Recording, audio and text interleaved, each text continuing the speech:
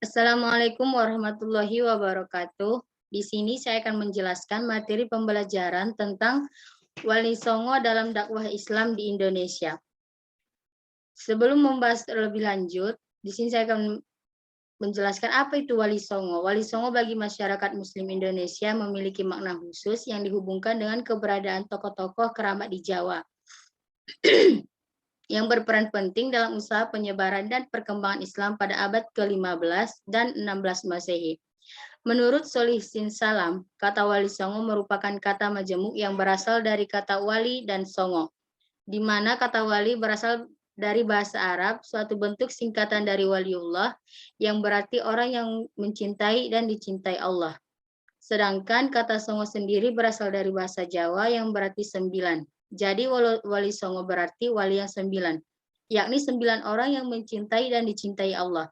Mengapa demikian? Karena Wali Songo dipandang sebagai ketua kelompok dari sejumlah besar mubalik Islam yang bertugas mengadakan dakwah Islam di daerah-daerah yang belum memeluk Islam di Jawa. Wali Songo juga berkedudukan sebagai Waliul Amri. Waliul Amri yaitu orang yang memegang kekuasaan atas hukum kaum muslimin serta pemimpin masyarakat yang berwenang menentukan dan memutuskan urusan masyarakat, baik dalam bidang keduniaan maupun keagamaan. Menurut pemahaman yang berkembang dalam masyarakat Jawa, istilah Wali Songo atau 9 wali dikaitkan dengan sekelompok penyiar agama di Jawa yang hidup dalam kesucian sehingga memiliki kekuatan batin tinggi, berilmu kesaktian yang luar biasa.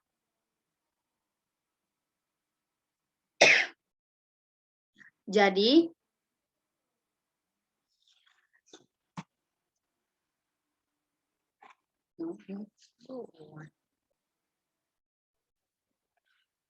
bisa dilihat dari peta konsep yang sudah tertera, ada 9 wali songo. Jadi sebelum membahas satu persatu ke-9 wali songo tersebut, di sini saya akan menjelaskan apa itu sunan. Arti sunan dalam dipungut dari kata suhun, kasuhun, sisinuhun yang dalam bahasa Jawa kuno bisa berarti menjunjung, menghormati, lazimnya digunakan untuk gelar menyebut guru suci yang mempunyai kewenangan melakukan upacara pensucian yang disebut diksa dalam agama Hindu. Namun gelar sunan atau susuhunan juga bermakna paduka yang mulia.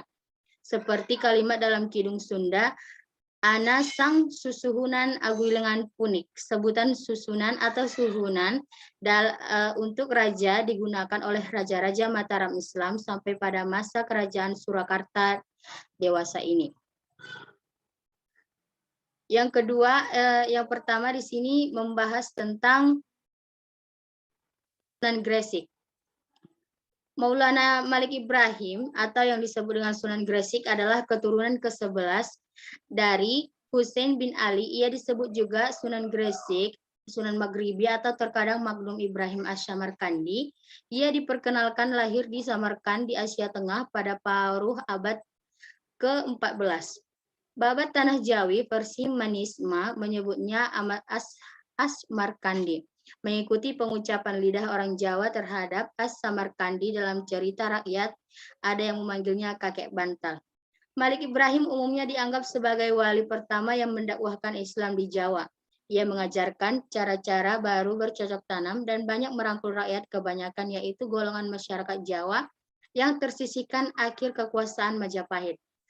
Malik Ibrahim berusaha menarik hati masyarakat yang tengah dilanda krisis ekonomi dan perang saudara. Ia membangun pondok tempat belajar agama di Leran, Gresik pada tahun 1419. Malik Ibrahim wafat. Makamnya terdapat di Desa Gapura, Wetan, Gresik, Jawa Timur.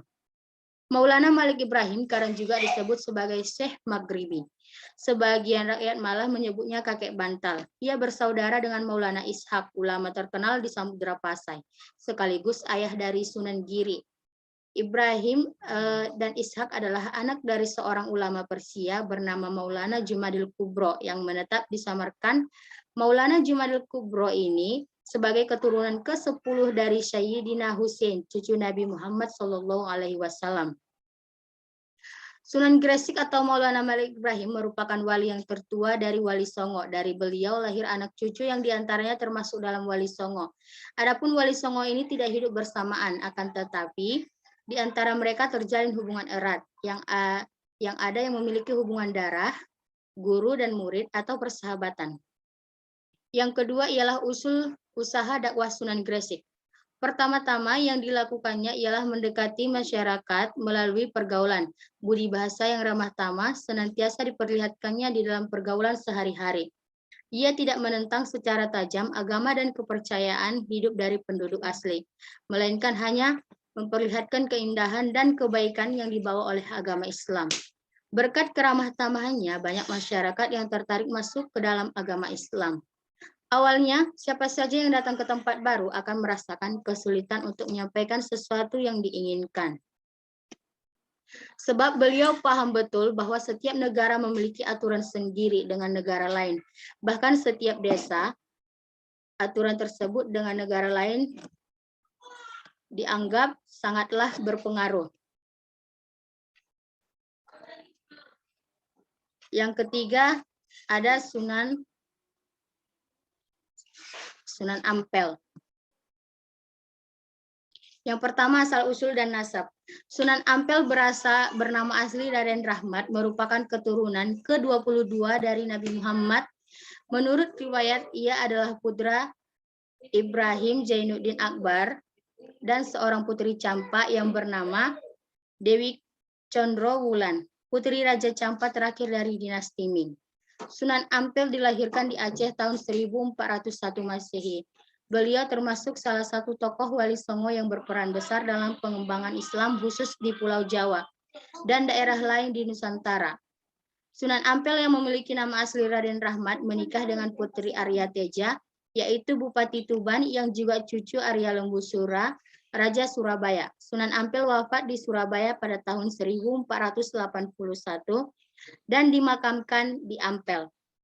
Awal kedatangan Sunan Ampel atau Raden Rahmat pertama kali ke Jawa, dalam historik lokal dituturkan bahwa Raden Rahmat datang ke Jawa bersama saudara tuanya yang bernama Ali Musada atau Ali Murtado dan saudara sepupunya yang bernama Raden Buroreh atau Abu Hurairah.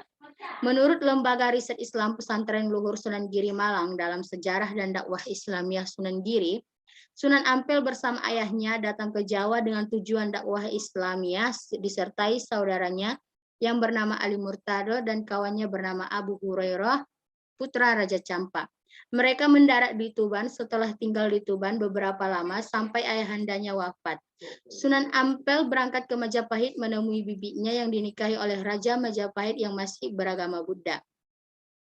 Kedatangan Sunan Ampel ke Majapahit diperkirakan terjadi awal Dasawarsa keempat abad ke-15, yakni saat Arya Damar sudah menjadi Adipati Palembang. Sebagaimana riwayat yang menyatakan bahwa sebelum ke Jawa, Raden Rahmat telah singgah ke Palembang menurut Thomas W. Arnold dalam The Preaching of Islam 1971. Raden Rahmat sewaktu di Palembang menjadi tamu Arya Damar selama 2 bulan dan dia berusaha memperkenalkan Islam kepada Raja Muda Palembang tersebut. Arya Damar yang sudah tertarik kepada Islam itu hampir saja diikrarkan menjadi Islam. Namun karena tidak berani menanggung risiko menghadapi tindakan rakyatnya yang masih terikat pada kepercayaan lama, ia tidak menyatakan keislamannya di hadapan umum. Menurut cerita setempat, setelah memeluk Islam, Arya Damar memakai nama Aryo Abdillah. Usaha dakwah yang dilakukan Raden Rahmat adalah membentuk jaringan kekerabatan melalui perkawinan para penyebar Islam dengan putri-putri pengusaha bawahan Majapahit. Dengan cara itu, ikatan keluarga di antara umat Islam menjadi kuat. Yang kedua, usaha dakwah Sunan Ampel. Berdakwah adalah tugas setiap muslim sesuai sabda Nabi Muhammad SAW, baligul ani walau ayatan. Sampaikan apa yang bersumber dariku walaupun satu ayat. Itu sebabnya tidak peduli apakah seorang muslim berkedudukan sebagai pedagang, tukang, petani, nelayan, pejabat, atau raja sekalipun memiliki kewajiban utama untuk menyampaikan kebenaran Islam kepada siapa-siapa saja dan di mana saja. Raden Rahmat yang dikenal dengan gelar Sunan Ampel dalam catatan historiografi lokal diketahui sebagai tokoh yang menjalankan amanat agama itu dengan sangat baik melalui prinsip dakwah mau'izatul hasanah wa mujadalah billati hiya ahsan. Sebagaimana dicontohkan oleh Nabi Muhammad, usaha dakwah yang dilakukan Raden Rahmat adalah membentuk jaringan kekerabatan melalui perkawinan-perkawinan para penyebar Islam dengan putri-putri penguasa bawahan Majapahit. Dengan cara itu, maka ikatan kekeluargaan di antara umat Islam menjadi kuat. Di dalam babat Tanah Jawi, digambarkan bahwa selain mengajari muridnya membaca Al-Quran, Raden Rahmat juga mengajari mereka kitab-kitab tentang ilmu syariat, tarekat, dan ilmu hakikat, baik lafal maupun makna.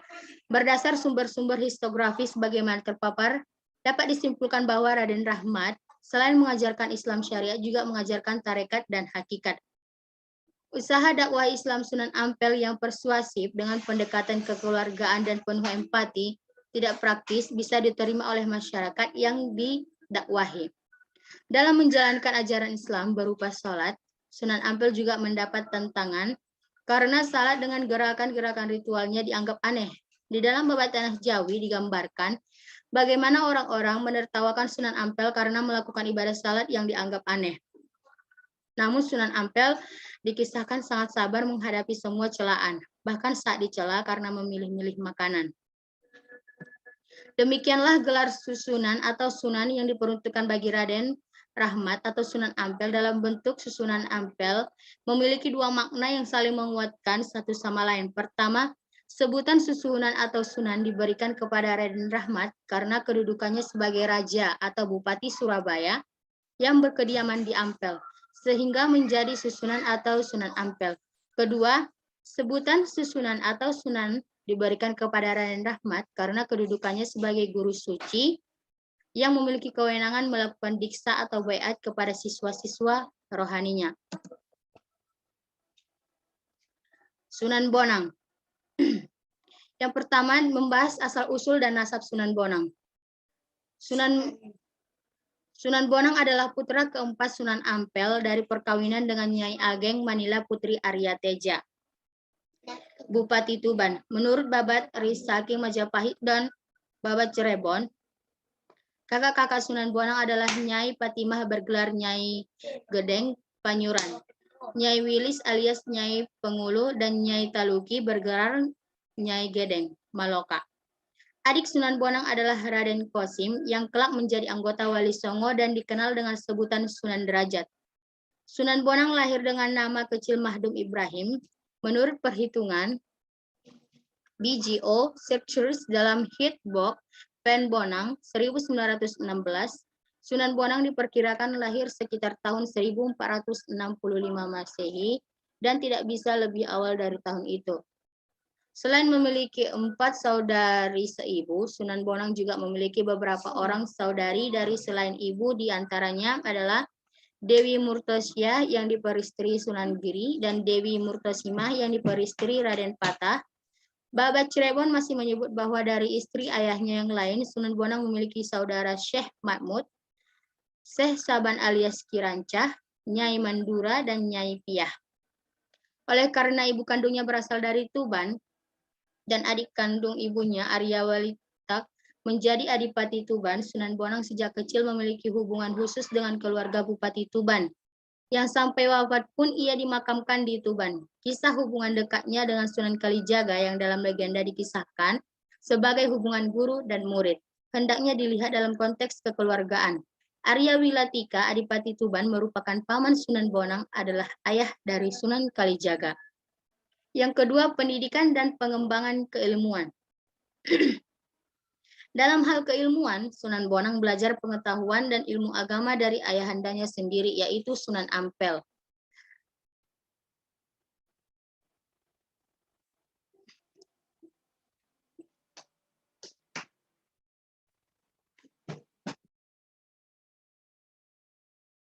Sunan Ampel belajar bersama santri-santri yang lain seperti Sunan Giri, Raden Patah, dan Raden Kusen. Selain dari Sunan Ampel, Sunan Bonang juga menuntut ilmu kepada Syekh Maulana Ishak, yaitu sewaktu bersama-sama dengan Raden Paku.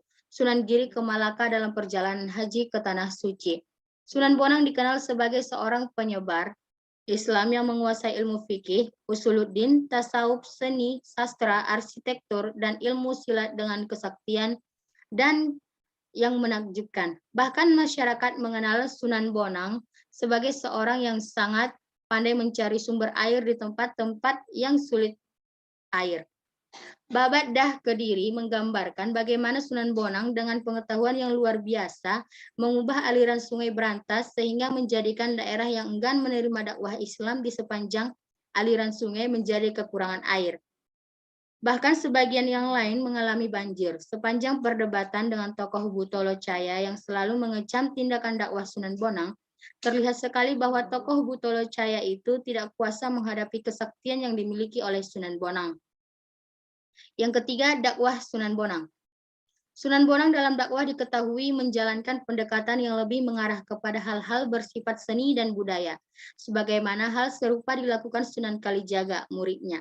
Selain dikenal sering berdakwah dengan menjadi dalang yang memainkan wayang, Sunan Bonang juga pegawai mengubah tambang-tambang Macapat kiranya dari pihak keluarga ibunya yang merupakan bangsawan di Tuban. Sunan Bonang banyak belajar tentang kesenian dan budaya Jawa yang membuatnya memahami dan menguasai seluk-beluk yang berkaitan dengan kesusteraan Jawa, terutama tentang tembang-tembang jenis Macapat yang sangat populer saat itu. Sejumlah tembang Macapat diketahui diubah oleh Sunan Bonang. Berbagai kesaktian dan yang menakjubkan yang ditunjukkan Sunan Bonang ternyata berhubungan dengan pengetahuan Sunan Bonang yang luas dan mendalam tentang ilmu tasawuf. Menurut Babat Dah Kediri, usaha dakwah awal yang dilakukan Pangeran Mahdum Ibrahim atau Sunan Bonang di pedalaman Kediri adalah dengan pendekatan yang cenderung bersifat kekerasan. Putra Sunan Ampel itu tidak sekadar dikisahkan merusak arca yang dipuja penduduk, melainkan telah pula mengubah aliran air Sungai Brantas dan mengutuk penduduk suatu desa gara-gara kesalahan satu warga desa. Rupanya setelah kurang berhasil melakukan dakwah di Kediri, menurut naskah Hikayat Hasanuddin, Sunan Bonang pergi ke Demak atas panggilan Pangeran Ratu untuk menjadi imam masjid Demak. Yang dimaksud Pangeran Ratu kiranya adalah sebutan bagi Raden Patah, yaitu kakak ipar Sunan Bonang.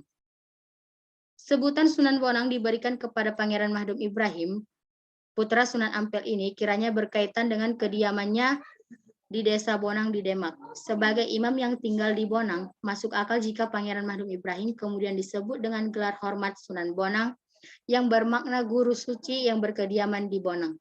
Namun tidak lama kemudian, jabatan sebagai imam masjid Demak ditinggalkannya. Jabatan imam masjid kemudian digantikan oleh seseorang yang bernama Ibrahim yang digelari Pangeran Karangkemuning.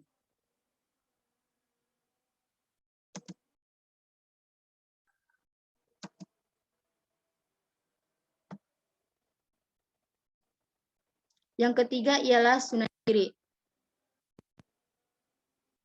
Asal-usul dan nasab Sunan Giri.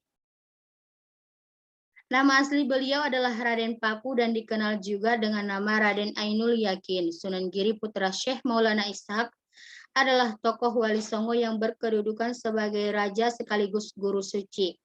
Ia memiliki peran penting dalam pengembangan dakwah Islam di Nusantara dengan memanfaatkan kekuasaan dan jalur perniagaan.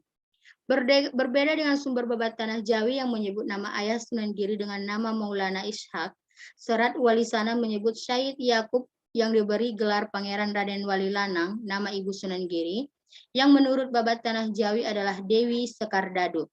Dalam serat Wali Sana, namanya Retno Sabodi. Begitu juga nama kakek Sunan Giri dari pihak ibu di babat Tanah Jawi disebut Prabu Menak Sembuyo. Di serat Wali Sana disebut Prabu Samuda. Meski terdapat berbeda nama tokoh, baik babat Tanah Jawi maupun Wali Sana memiliki alur cerita yang sama bahwa dari pihak ibu, Sunan Giri keturunan Raja Belambangan. Bahkan nama Giri yang digunakan untuk kediamannya yang terletak di wilayah Gresik memiliki hubungan dengan nama ibu kota Belambangan saat itu.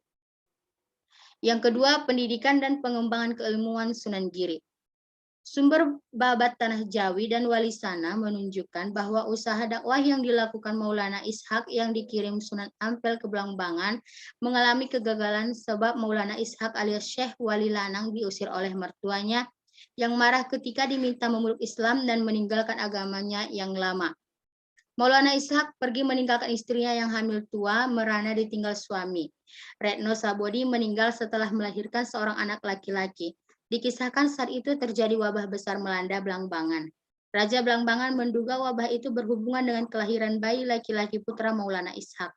Akhirnya bayi laki-laki itu diletakkan di dalam peti dan dihanyutkan ke tengah laut, dan kemudian peti itu tersangkut di kapal milik Nyai Pinati yang sedang berlayar ke Bali. Bayi yang tersangkut di kapal itu diambil oleh awak kapal dan diserahkan kepada Nyai Pinati yang kemudian memungutnya menjadi anak angkat.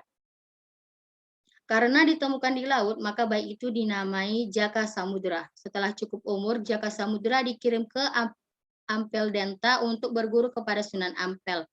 Menurut Babat Tanah Jawi, sesuai pesan Maulana Ishak oleh Sunan Ampel, nama Jaka Samudra diganti menjadi Raden Paku. Selama berguru di Apel Denta, Raden Paku berkawan akrab dengan Raden Mahdum Ibrahim, putra gurunya yang kelak menjadi Sunan Bonang. Di dalam Babat Tanah Jawi dikisahkan bahwa Raden Paku dan Raden Mahdum Ibrahim pernah bermaksud pergi ke Mekah untuk menuntut ilmu sekaligus berhaji. Namun keduanya hanya sampai di Malaka dan bertemu dengan Maulana Ishak, ayah kandung Raden Paku. Keduanya diberi pelajaran tentang berbagai macam ilmu keislaman termasuk ilmu tasawuf. Yang ketiga, dakwah Sunan Giri. Lembaga Riset Islam Pesantren Luhur Sunan Giri Malang dalam sejarah dan dakwah Islamiyah Sunan Giri 1975 menemukan jejak sejarah bahwa salah satu bidang dakwah yang digarap Sunan Giri adalah pendidikan. Dalam usaha dakwah lewat pendidikan ini, Sunan Giri tidak sekedar mengembangkan sistem pesantren yang diikuti santri-santri dari berbagai daerah mulai Jawa Timur, Jawa Tengah, Kalimantan, Makassar, Lombok, Subaya, Sumba, Flores, Ternate, Tidore, dan Hitu. Melainkan mengembangkan pula sistem pendidikan masyarakat yang terbuka dengan menciptakan berbagai jenis permainan anak-anak serta seperti jelungan, jamuran, gendi-gerit, dan tembang-tembang permainan anak-anak seperti tang bulan, jor, gula, ganti, dan cublak-cublak sueng. Bahkan Sunan Giri diketahui menciptakan beberapa tembang tengahan dengan metrum asmaranda dan pucung yang sangat digemari masyarakat karena berisi ajaran ruhani yang tinggi.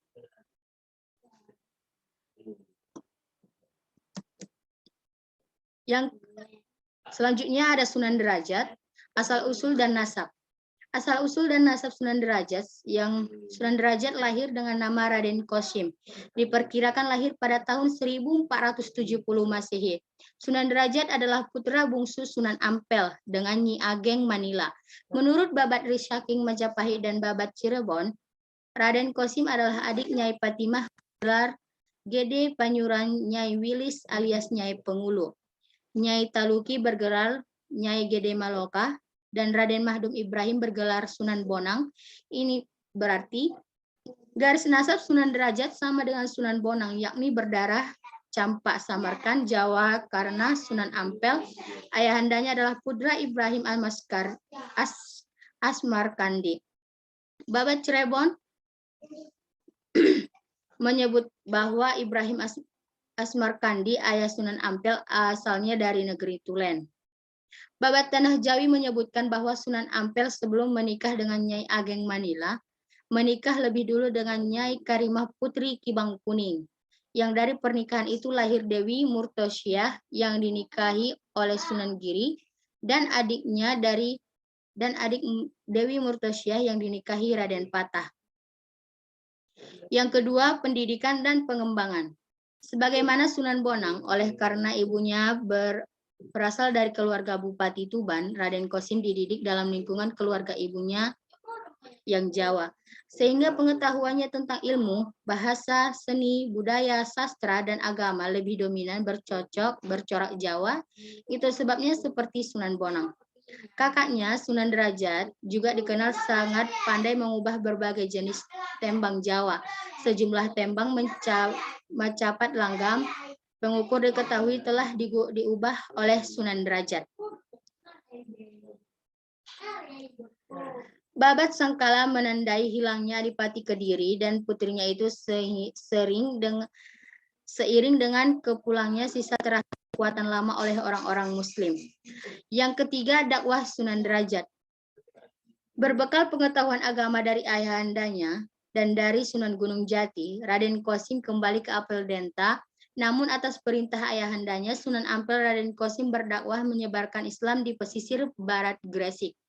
Tidak ada catatan historiografi perjalanan Raden Qasim dari Surabaya ke pesisir barat Gresik sesuai perintah Sunan Ampel.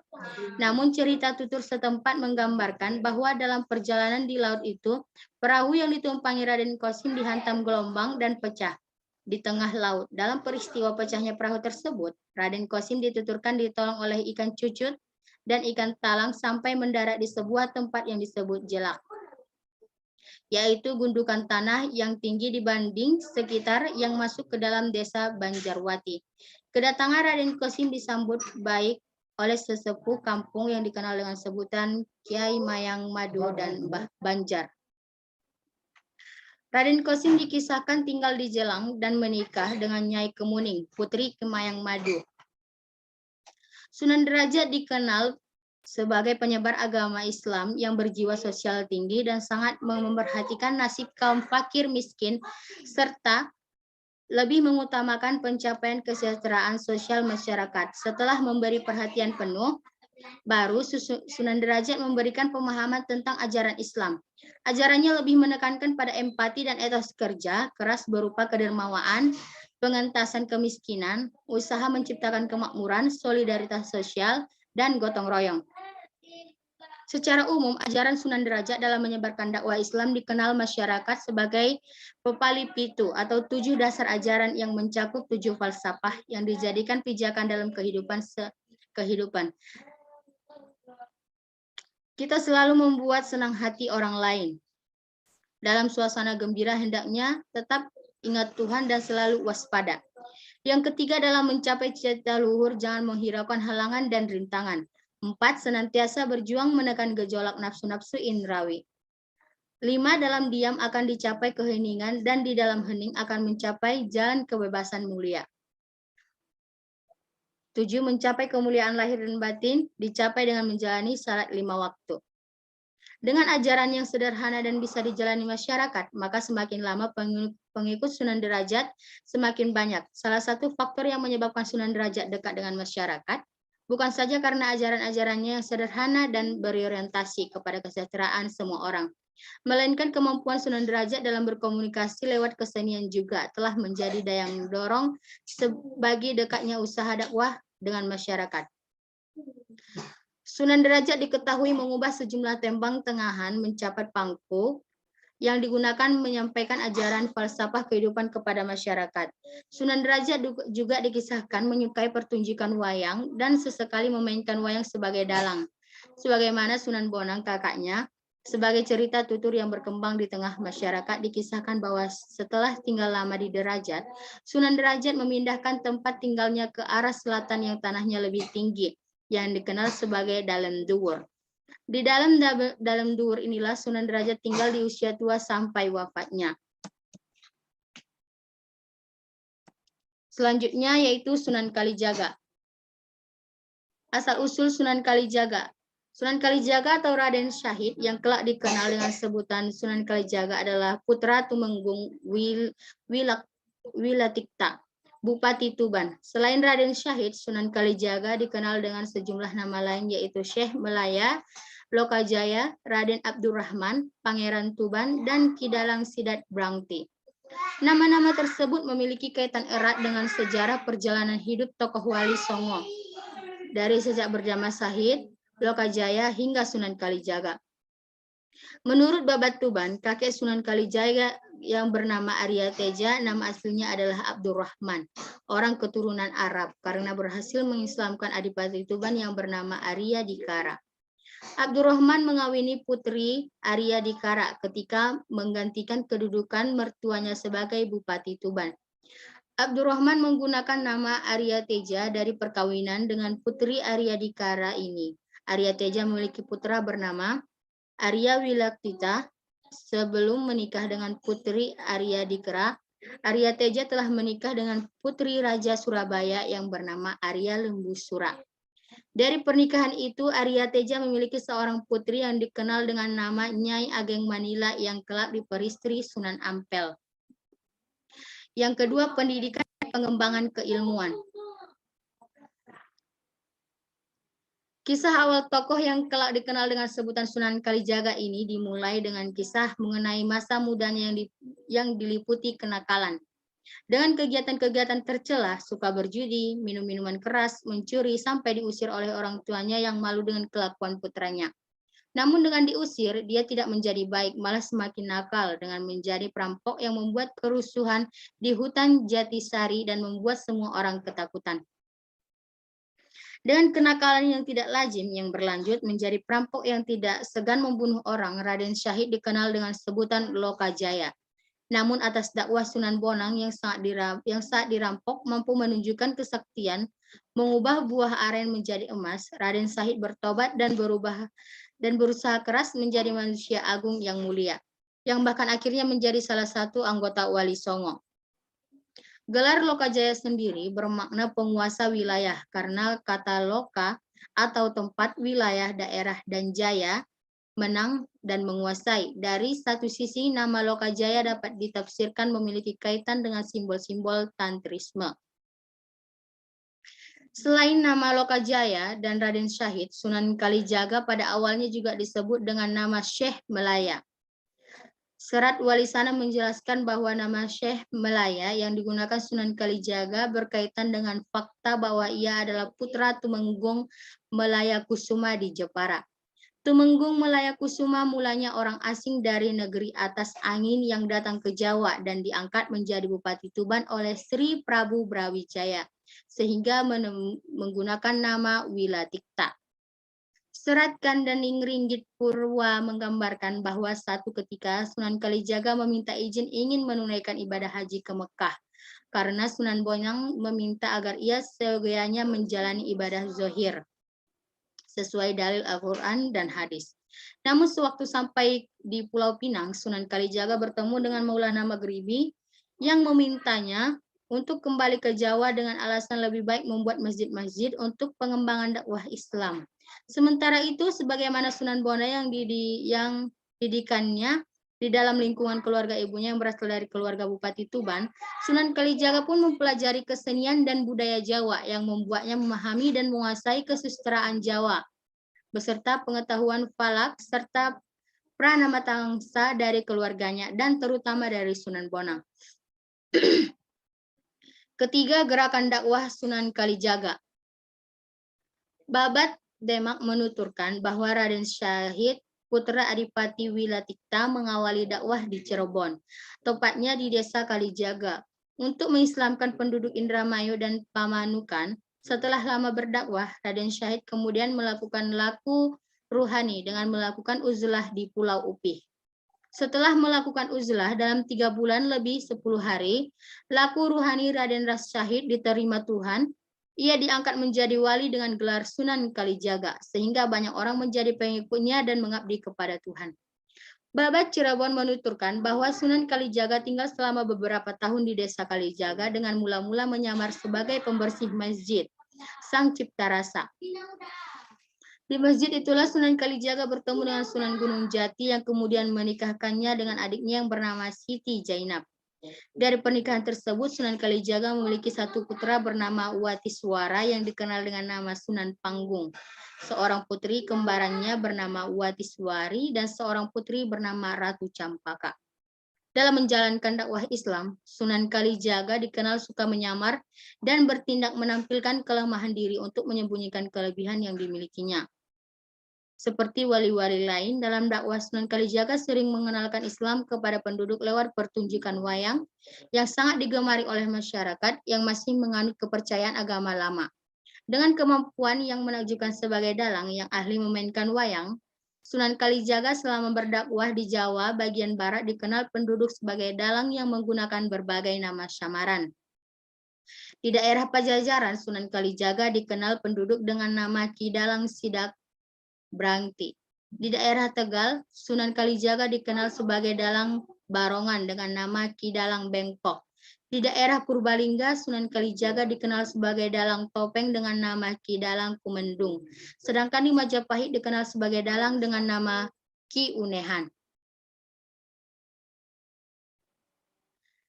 Peranan besar Wali Songo terutama Sunan Kalijaga dalam mereformasi wayang dari bentuk sederhana berupa gambar-gambar mirip manusia di atas kertas, berupa perangkat gamelan pengiringnya, tembang-tembang dan suluknya, sampai menjadi seperti bentuknya sekarang yang begitu canggih adalah sumbangan besar dalam proses pengembangan kesenian dan kebudayaan di Nusantara. Di antara Wali Songo, Sunan Kalijaga dikenal sebagai wali yang paling luas cakupan bidang dakwahnya dan paling besar pengaruhnya di kalangan masyarakat. Sebab selain berdakwah dengan cara berkeliling dari satu tempat ke tempat lain, sebagai dalang, pengubah tembang, pemancangah men-men atau tukang dongeng keliling, penari topeng, desainer pakaian, perancang alat-alat pertanian, penasihat sultan, dan pelindung rohani, kepala-kepala daerah, Sunan Kalijaga juga dikenal sebagai guru rohani yang mengajarkan tarekat Satarariyah dari Sunan Bonang, sekaligus tarekat Akmaliyah dari Syekh Siti Jenar, yang sampai saat sekarang ini masih diamalkan oleh para pengikutnya di berbagai tempat di Nusantara.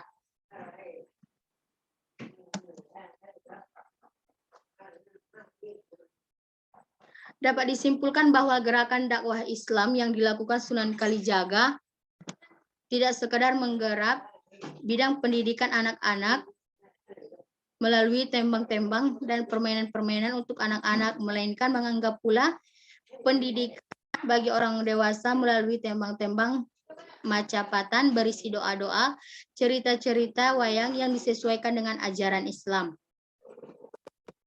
Selanjutnya, Sunan Kudus. Seperti silsilah Wali Songo lainnya, silsilah Sunan Kudus memiliki beberapa versi yang berbeda satu sama lain. Namun di antara perbedaan itu terdapat benang merah yang menghubungkan satu silsilah dengan silsilah yang lain. Menurut versi Cirebon yang ditulis Rachman Sulendraningrat dalam sejarah hidup Wali Songo pada tahun 1988, Sunan Kudus adalah putra Sunan Undung. Sunan Undung sendiri adalah putra dari saudara Sultan Mesir, adik dari para Dampul. Sunan Undung dan saudarinya Rara Dampul pergi ke negeri Pusir Bumi di Cirebon dan bertemu dengan Syarif Hidayat, yaitu sepupu mereka yang menjadi Sunan di Gunung Jati. Syarif Hidayat menyarankan agar Undung pergi ke Apel Denta berguru kepada Sunan Ampel. Undung pergi ke Apel Denta dan menjadi murid terkasih Sunan Ampel. Berdasar catatan naskah-naskah historiografi seperti Babat Tanah Jawi, Naskah Derajat Wali Sana, Babat Dipun Perawali, Babat Cirebon, Sejarah Hidup Wali Songo, dan Silsilah Sunan Kudus, dapat disimpulkan bahwa tokoh Ja'far Shadiq yang masyhur disebut Sunan Kudus adalah cucu buyut Syekh Ibrahim As-Samarkandi yang dimakamkan di Gisik Harjo, Palang, Tuban. Sebab ayahandanya Usman Haji adalah putra Raja Pandita di Gresik yang bernama Ali Murtado, kakak Raden Rahmat Sunan Ampel. Atas alasan kerabat Sunan Ampel itulah Usman Haji atau Sunan Ngudung, menurut Hikayat Hasanuddin, diangkat menjadi imam keempat Masjid Demak dengan gelar penghulu rahmatullah di Undung. Yang kedua, pendidikan dan pengembangan keilmuan. Dibandingkan para penyebar Islam lain, kisah Sunan Kudus menuntut ilmu tidak cukup banyak ditulis oleh sumber historiografi lokal. Raden Ja'far Shadiq dalam cerita tutur dikisahkan belajar ilmu agama kepada ayahnya sendiri, yaitu Raden Usman Haji atau Sunan Ngudung. Selain berguru kepada ayahandanya, Raden Ja'far Shadiq juga dituturkan berguru kepada seorang ulama bernama Kiai Telingsing. Menurut cerita, Kiai Telingsing adalah seorang Cina Muslim yang bernama asli Telingsing.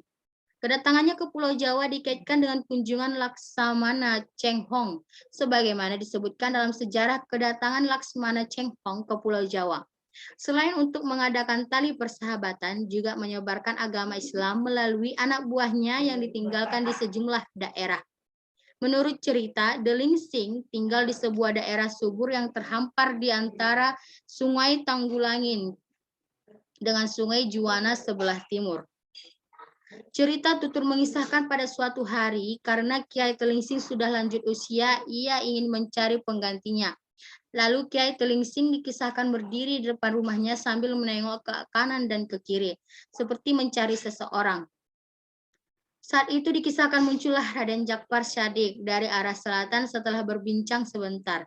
Kiai Telingsing dan Raden Jakfar Syadik sepakat untuk membangun masjid sebagai tempat untuk berdakwah. Lalu didirikanlah masjid yang dalam waktu singkat sudah jadi, yang disebut masyarakat sebagai Masjid Tiban. Yang ketiga, dakwah Sunan Kudus. Sebagaimana pendekatan dakwah yang dilakukan para wali penyebar Islam pada akhir abad ke-15 dan awal abad ke-16, yaitu menggunakan pendekatan yang sesuai dengan firman Allah Subhanahu wa taala dalam surah An-Nahl ayat 125 yang berbunyi, hendaknya engkau mengajak orang ke jalan Allah dengan hikmah, dengan peringatan yang ramah tamah, serta bertukar pikiran dengan mereka melalui cara yang sebaik-sebaiknya. Dengan kebijaksanaan dakwah itulah, sebagaimana Songo lainnya, Raden Jakfar Syadik berusaha mendekati masyarakat untuk menyelami serta memahami apa yang diharapkan masyarakat.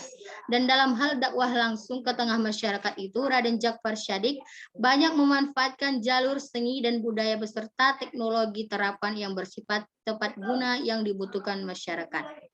Usaha Raden Jakfar Syadik menyempurnakan alat-alat pertukaran yang berhubungan dengan perbaikan teknik, membuat kersis pusaka, kerajinan emas, pandai besi, dan tentunya pertukangan, tampaknya memberikan pengaruh dalam arsitektur yang berkembang di tengah masyarakat Kudus dan sekitarnya.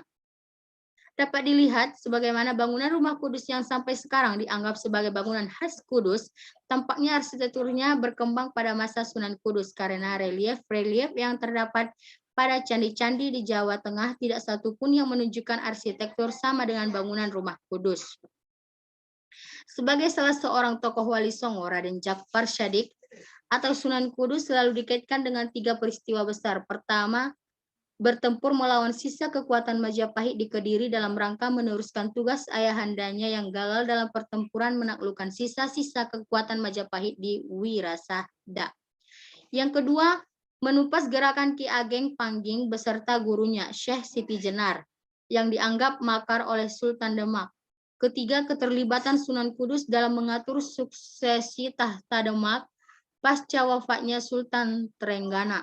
Di masa Sunan Kudus dikisahkan memihak seorang muridnya yang setia, Arya Panangsang, Adipati Jipang Panolan.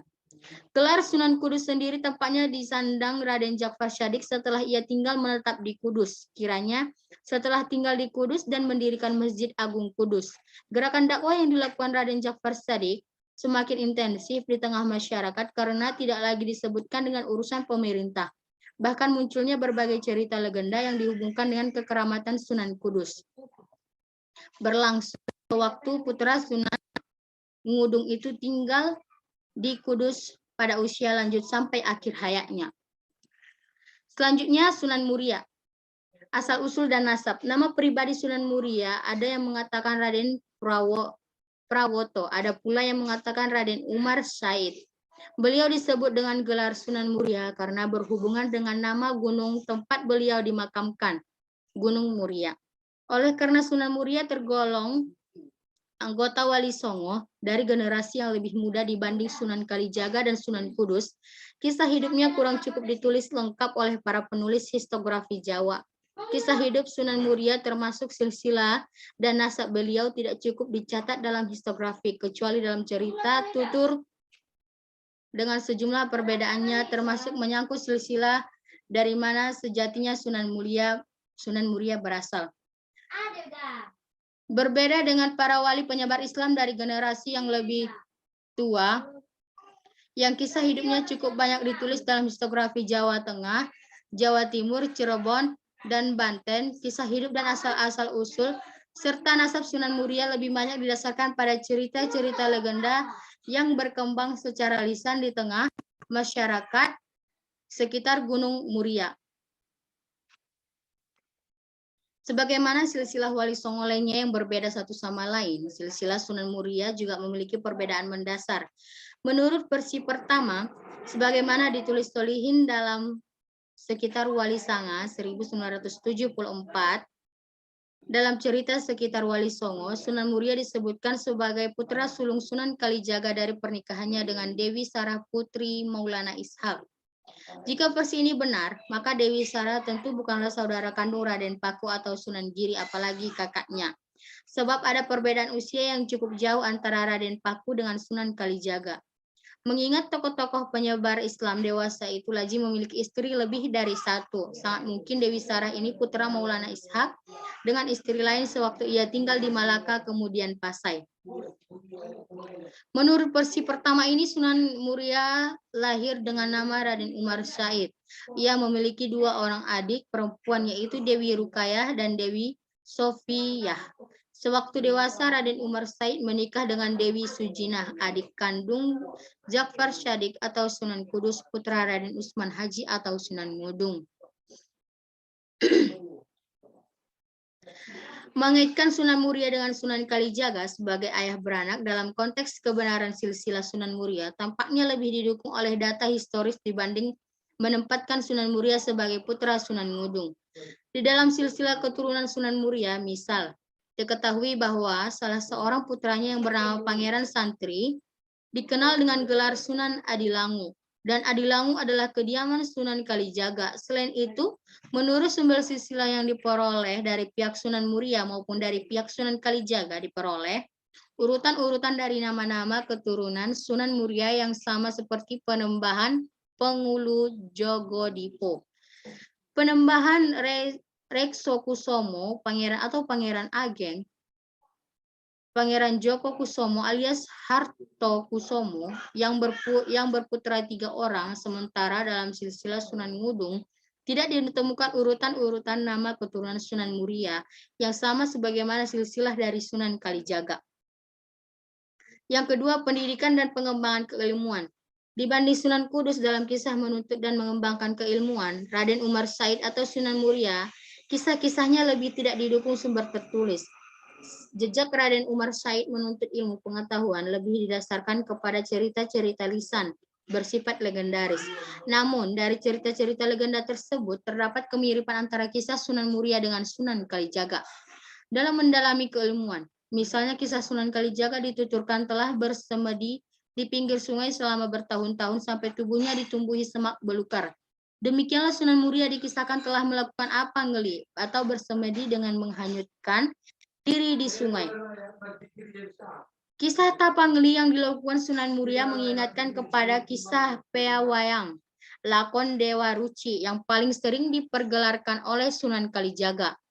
Sekalipun kisah asli cerita Dewi Ruci diambil dari naskah kuno Nawa Ruci Guban Empu Swiwamurti pada masa akhir Majapahit, namun masyarakat lebih mengenal Sunan Kalijaga sebagai tokoh yang mempopulerkan cerita tersebut karena ditampilkan dalam bentuk pertunjukan wayang.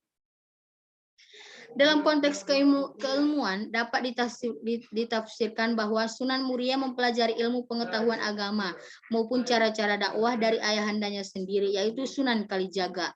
Namun ada juga sumber cerita lisan tentang Maling Kapak, yang salah satunya bagian menuturkan bahwa Sunan Muria pernah berguru kepada Sunan Ngereng atau Ki Ageng Ngereng bersama-sama dengan Sunan Kudus dan Adipati Patak Warak serta 2 bersaudara Kapa dan Gentiri. Selama berguru kepada Sunan Ngereng, dikisahkan bahwa suatu saat Sunan Ngereng mengadakan syukuran untuk putrinya Dewi Roroyono yang usianya genap 20 tahun. Para murid seperti Sunan Muria, Sunan Kudus, Adipati Patak Warak dari Mandalika Jepara, Kapa, dan adiknya Gentiri diundang untuk hadir. Yang ketiga ialah dakwah Sunan Muria. Dalam melakukan dakwah Islam, Sunan Muria memilih pendekatan sebagaimana dijalankan ayahandanya Sunan Kalijaga. Tradisi keagamaan lama yang dianut masyarakat tidak dihilangkan, melainkan diberi warna Islam dan dikembangkan menjadi tradisi keagamaan baru yang khas Islam. Demikianlah tradisi bancakan tengah tumpeng yang bisa dipersembahkan ke tempat-tempat angker diubah menjadi kenduri, yaitu upacara pengiriman doa kepada leluhur dengan menggunakan doa-doa Islam di rumah orang yang menyelenggarakan kenduri. Dalam usaha menyiarkan ajaran Islam sesuai pemahaman masyarakat, Sunan Muria mengikuti jejak Sunan Kalijaga dan wali-wali yang lain, yaitu melalui bahasa tembang. Ketika terjadi kekisruhan dalam proses suksesi setelah mengangkatnya Sultan Trenggana, Sunan Muria diketahui tetap setia mendukung para calon pengganti dari Demak, sehingga berseberangan dengan Sunan Kudus yang memihak Arya Panangsang. Boleh jadi karena kedudukannya yang penting sebagai penduduk Demak sekaligus putra dari Sunan Kalijaga. Mertua Sultan Trenggana, pihak kesultanan memberikan pengawalan khusus kepada Sunan Muria. Hal itu terbukti dengan keberadaan 17 makam prajurit dan penggawa Demak di sekitar makam Sunan Muria.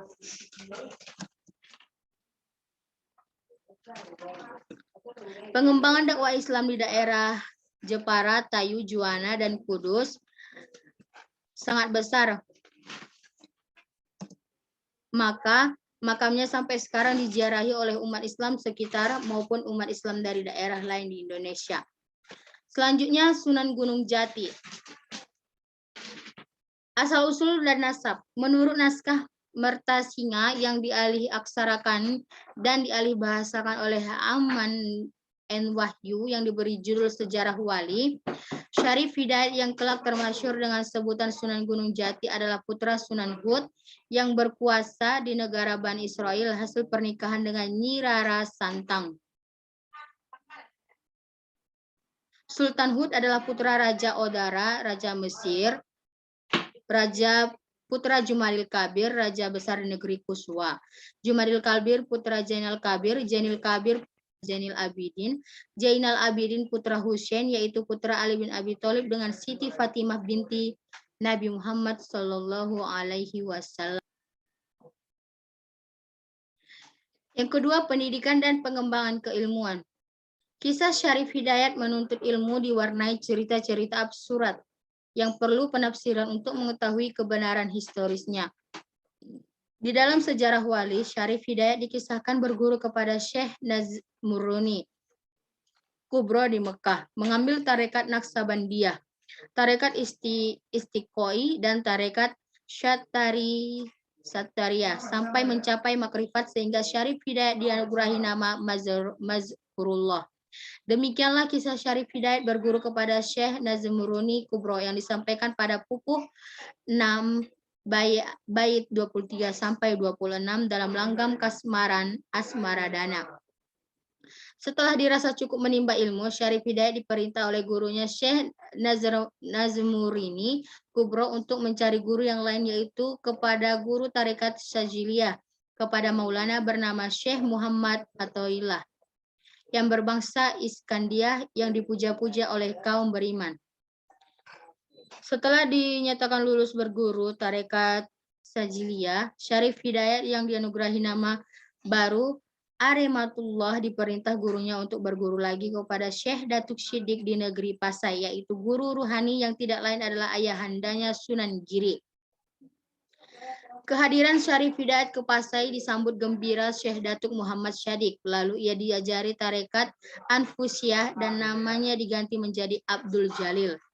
Syarif Hidayat meminta penjelasan kepada sang guru tentang menjalani hidup dengan juhud. Lalu sang guru memberi wejangan bahwa juhud itu laku untuk sabar, tawakal selamanya kepada Allah, dan senantiasa bersyukur atas nikmatnya yang agung. 3 perkara yang diajarkan guru itulah yang menjadikan hidup bermanfaat untuk seluruh makhluknya. Setelah dinyatakan lulus oleh Syekh Muhammad Siddiq, Syekh Syarif Hidayat diperintah oleh gurunya itu untuk pergi ke tanah Jawa. Tempatnya di Karawang, menemui seorang wali bernama Syekh Bentong.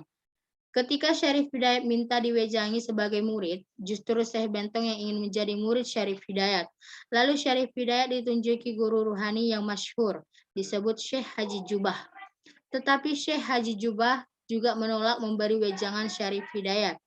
Syekh Haji Jubah justru menunjuk ke Kudus, tempat Datuk Barul mengajar ilmu ruhani. Yang ketiga, dakwah Sunan Gunung Jati. Usaha dakwah yang dilakukan Sunan Gunung Jati atau Syarif Hidayat sesuai tugasnya sebagai guru agama Islam yang kemudian menjadi anggota wali mula-mula dilakukan di Gunung Sembung dengan memakai nama Syahid Kamil atas bantuan Haji Abdullah Imam alias Pangeran Cakrabuana. Kuwu Caruban, Syarif Hidayat membuka pondok dan mengajarkan agama Islam kepada penduduk sekitar dan namanya disebut Maulana Jati atau Syekh Jati. Tidak lama kemudian datanglah Ki Dipati Keling beserta 98 orang pengiringnya menjadi pengikut Syarif Hidayat. Salah satu strategi dakwah yang dilakukan Syarif Hidayat dalam memperkuat kedudukan sekaligus memperluas hubungan dengan tokoh-tokoh yang berpengaruh di Cirebon adalah melalui pernikahan sebagaimana hal itu telah dicontohkan Nabi Muhammad SAW dan para sahabat serta Purwaka Caruban Nagari. Babat Cirebon, Nagara Tebumi, Sejarah Banten dan Babat Tanah Sunda mencatat bahwa Syarif Hidayat Susuhunan Gunung Jati menikahi tidak kurang dari 6 orang perempuan sebagai istri. Dikisahkan Syarif Hidayat menikah untuk kali pertama dengan Nyai Babadan Putri Ki Gedeng Babadan yang membuat pengaruhnya meluas dari Gunung Sembung hingga wilayah Babadan. Namun sebelum dikaruniai putra, Nyai Babadan dikisahkan meninggal dunia. Wilayah Cirebon semula adalah bawahan kerajaan Papua Pajajaran yang berkewajiban membayar upeti tahunan berupa terasi dan garam. Namun sejak Syarif Hidayat menjadi Tumenggung Cirebon, ia menolak untuk membayar upeti kepada penguasa Pakuan Pajajaran. Tindakan itu diikuti para gede penguasa daerah. Akibat penolakan membayar upeti itu, Prabu Siliwangi mengutus Tumenggung Jagabaya beserta 60 orang prajurit untuk datang ke Cirebon menanyakan masalah penolakan membayar upeti tersebut. Namun Tumenggung Jagabaya dan pasukan tidak berani berperang melawan Susuhunan Jati. Malahan memeluk Islam dan tidak kembali ke Pakuan Pajajaran. Mereka menjadi pengikut Susunan Jati. Tidak lama kemudian tersiar kabar bahwa Prabu Siliwangi mengangkat seluruh raja bawahan di segenap penjuru negeri, menangis sedih atas mengangkatnya Sri Prabu Siliwangi yang mereka cintai. Demikianlah penjelasan dari keseluruh Wali Songo. Saya ucapkan terima kasih. Wassalamualaikum warahmatullahi wabarakatuh.